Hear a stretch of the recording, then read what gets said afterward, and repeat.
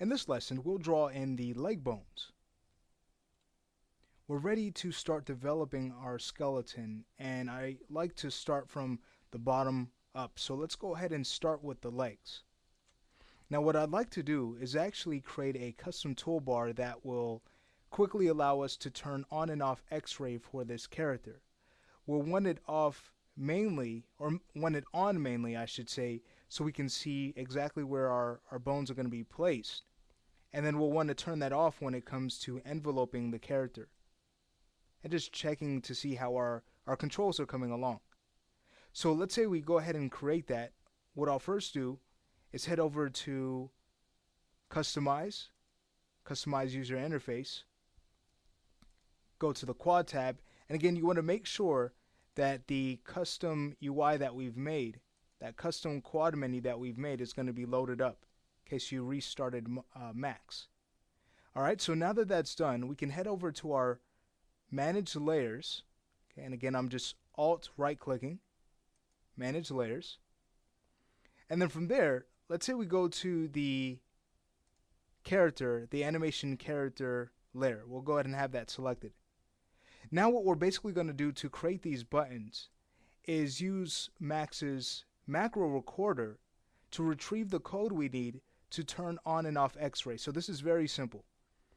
We'll head over here to our bottom left hand corner of the screen, and this is how we can open up and access Max's listener window.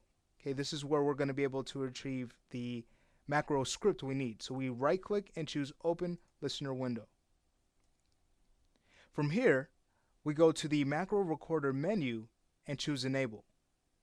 And now we have this top panel opened up. This is basically what shows us our history from the commands that we run. So now that that's enabled, let's go back to our animation character layer. We'll right click on it, go to Object Properties, and we'll choose See-Through. Notice what happens now. If we were to go ahead and hit OK, now we have this code telling us that Max has just turned on X-ray mode for this character. What's nice is that there's no specific name here. Okay, we just have this string that allows us to apply this to anything we have selected, really any object.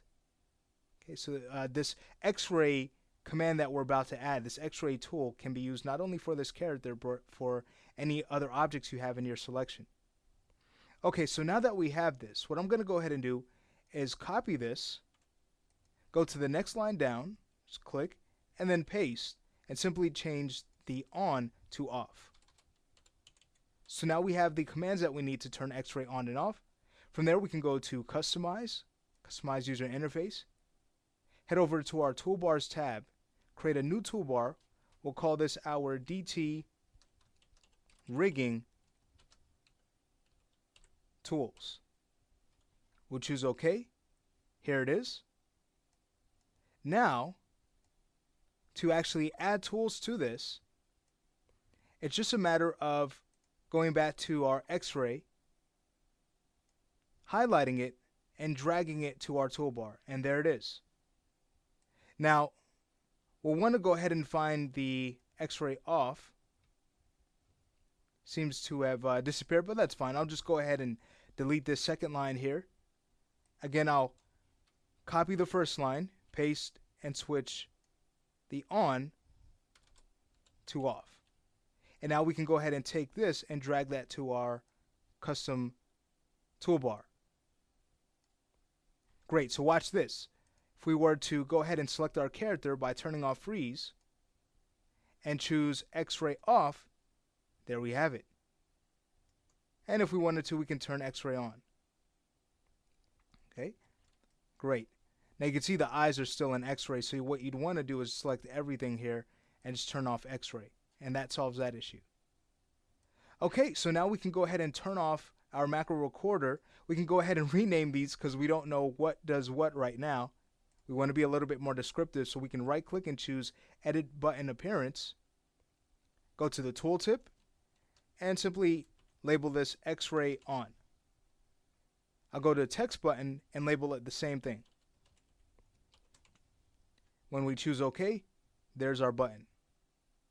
I'll do the same for the lower half. So this is X-ray off. Go to the text button and label that as well, and there we have it. Okay, so this is going to save us a lot of time so we don't have to go to our layer, right click, object properties. Okay, great. So now that that's done, I'm just going to go ahead and turn off X-ray, or turn on X-ray for that matter, for the character. What I'll also do is press F4 so we can see the wireframe. We want to keep the topology in mind when we're drawing out our bones to make sure that they're going to be in the right place. I'll also freeze the character now so we don't accidentally select it.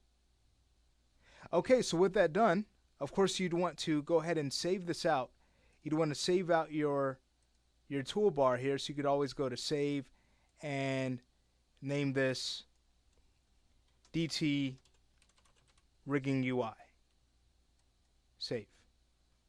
Alrighty, so we can close that out. We can close out our layer manager, can move over our handy toolbar, and we can now get to our bone tools and start drawing out these legs. Okay, so what I'm going to do is actually go over to the side view. I'll press Z so we can zoom our character to fit nicely within each viewport. Head over to our side view again.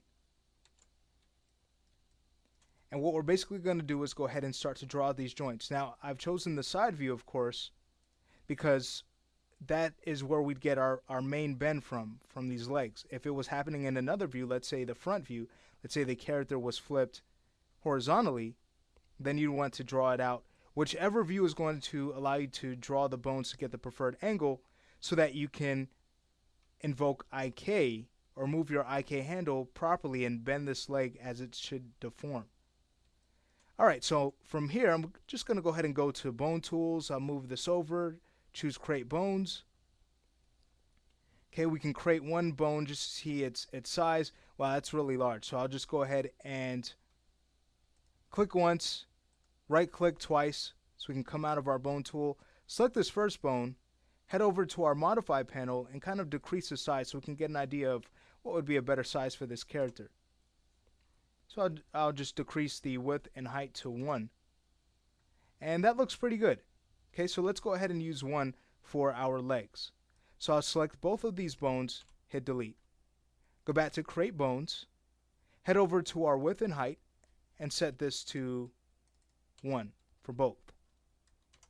Alrighty, so now we can go in and start to draw. Now, the pivot of our thigh bone, we want that to basically lie right where the hip would actually originate from if we were looking at the center of the character. So we want that thigh bone to start right about at this point here. Okay, that's where we're going to get the proper deformation from the thigh from. And it takes a good study of anatomy to know exactly where your bone should be placed. So please study anatomy and get an idea of how to create your bones so that you can get the best deformations possible. I'm going to go ahead and draw this joint to the knee and click. Head over to the ankle, click, the ball of the foot, the toe, and now we can right click to end this chain.